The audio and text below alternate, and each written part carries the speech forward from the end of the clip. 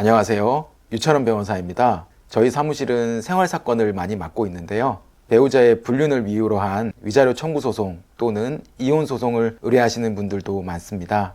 그동안 원고와 피고 양쪽 모두로부터 많은 의뢰를 받았는데요. 오늘은 원고의 증거 수집 방법과 관련하여 궁금해하시는 분들이 많아서 어떻게 증거를 모으면 안전한지에 관한 내용을 정리해 보려고 합니다.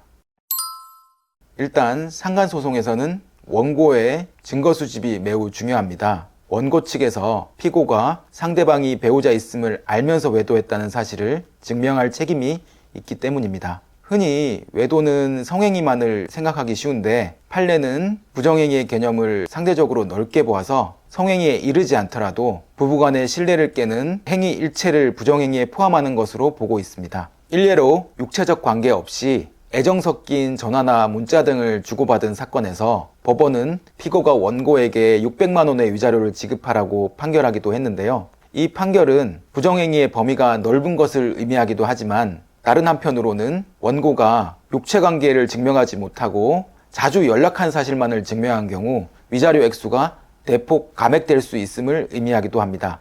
피고, 즉 내 배우자와 바람핀 상대는 소장을 받으면 사귄 건 맞지만 상대가 유부남 또는 유부녀인 건 몰랐다는 취지로 항변할 가능성이 높습니다.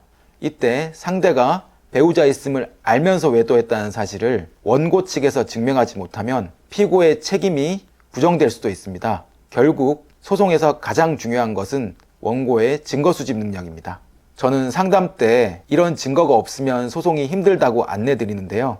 증거가 없는 의뢰인께는 최대한 티내지 말고 최대한 많은 증거를 모아오시게끔 말씀드리고요. 증거를 찾기 힘드신 분들은 탐정의 도움을 받아 증거를 수집하기도 합니다. 탐정은 최대한 합법적인 범위에서 증거를 수집하기 위해 노력하는데요. 하지만 상대를 지속 반복적으로 미행하는 것은 스토킹 처벌법 위반 여지가 있어서 이것도 100% 무결한 방법은 아닙니다. 소송을 제기할 분들은 여러 경로로 증거를 찾아오시는데요. 그중 비교적 안전한 증거 수집 방법을 알아보면 본인이 포함된 본인과 상대방과의 대화를 녹음하는 것은 합법이고요. 공개된 장소에서 상간 대상자를 촬영하는 것 또한 합법입니다. 다만 이 경우는 지속적으로 따라다닐 경우 스토킹 처벌에 문제가 있고 타인의 주거에 들어갈 경우 주거 침입에 해당할 수 있으니 유의하셔야 합니다. 자기 명의 소유 차량의 블랙박스를 확인하는 것은 자기 소유물이기 때문에 문제가 없고 저희가 진행했던 사건 중에 성매매 관광을 가는 배우자의 여행짐을 열어 성인용품 등을 사진 찍은 적이 있는데 형법상 비밀침해죄 여부를 검토해 보았으나 여행 가방이 봉함, 기타 비밀 장치할 타인의 편지 또는 문서에는 해당하지 않는다고 판단하여 소송에 사용하였고 크게 문제되지는 않았습니다. 처벌이 가능한 증거 수집 방법을 알아보면 열려있는 배우자의 휴대폰이나 PC 등을 들여다보고 사진 찍는 것부터일 텐데요. 잠금이 되어 있지 않은 휴대폰이라도 그 내용을 들여다보는 것은 정보통신망법 위반에 해당하여 처벌될 수 있기 때문에 여기서부터는 증거를 사용하시는데 처벌을 감수하셔야 합니다. 판례는 잠겨있지 않은 배우자의 휴대폰 등을 열어 사진 찍고 자동 로그인된 PC에 메일을 확보한 사건에서 피고인이 초범이고 실제 부정행위로 의심되는 대화가 오갔으며 이 내용을 이혼소송 외 다른 곳에 누설한 정황이 없는 점 등을 감안하여 벌금형 또는 벌금형의 집행유예 또는 선고유예로 선처하였습니다. 다만 이러한 참작 사정이 없을 경우 같은 범죄를 저질렀을 때 훨씬 더 큰 처벌을 받게 될 수 있으니 이 점 유념하셔야 하겠습니다.